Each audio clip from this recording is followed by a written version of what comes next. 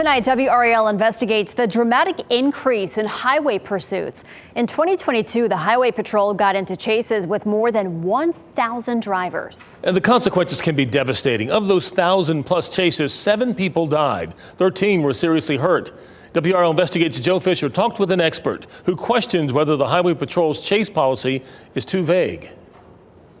On this 2-lane highway in Johnston County, a high-speed chase ended with 2 innocent passengers dead. It's been a hard time for this family, and we're still grieving. Barbara Mickens' cousin, Thaddeus Mickens, died in the crash on Highway 301 in Kendley on his way to work last May. He was a cool guy. He was cool, and he loved to do his concrete. That's the only word he knew. He loved pouring concrete. That was his soul.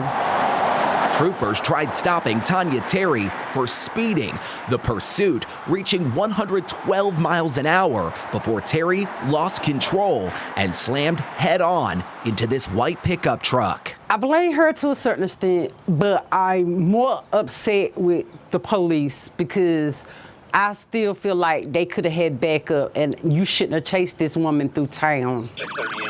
SHP policy requires all chases to be analyzed by 3 supervisors and a review board. However, the agency does not make those final reports public, telling WRAL they include protected information about a trooper's performance. Through a public records request, WRAL Investigates obtained the SHP's 2021 post-chase analysis, showing of the 896 chases, 238, more than a quarter, were not within policy. One of the worst things we see are having these vague policies where you're forcing the officer to make a dozen decisions very quickly during the stress and adrenaline dump that's involved in a pursuit. Jeff Alpert is a criminal justice professor at the University of South Carolina. He's been studying pursuits since the 1980s.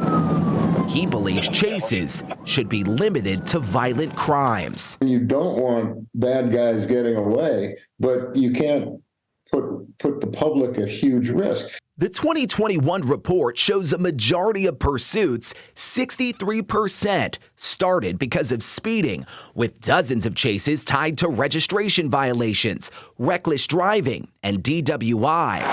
In North Carolina, the number of chases has skyrocketed from 454 in 2019 to more than 1,000 last year, a 130% increase. Have you heard about this happening nationwide? No, in fact, we've seen a dramatic decrease because most policies are reducing the type of offenses for which police can pursue. The SHP's policy gives troopers a lot of discretion about when to chase, but is it happening too often?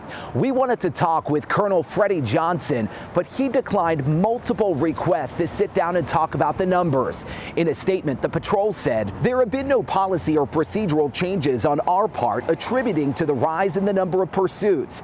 The decision to not comply with a traffic stop and attempt to flee falls on the driver of the violator vehicle themselves. The continual evaluation of speeds, location, weather, traffic conditions, and reason for pursuit are taken into consideration when determining to continue a pursuit." There's got to be an adult in the room, and in this case, it's got to be the police officer. Just as pursuits have increased, so have the number of injuries and deaths. In the last 5 years, 29 people died in chases, including 1 trooper, and 49 people were seriously hurt. If it's somebody wanted for murder or kidnapping a child, then I could understand. But if it's just somebody because they failed to stop for a ticket or all that, you shouldn't be risking other people's lives on high-speed chase like that. You shouldn't. Mickens wants to see changes to save lives, like her cousin, an innocent man caught in the middle of a high-stakes situation. He was well loved. He was well loved. I'm Joe Fisher, WRAL News. The Highway Patrol says drivers who run often have active warrants, illegal drugs or weapons, or they're driving while impaired.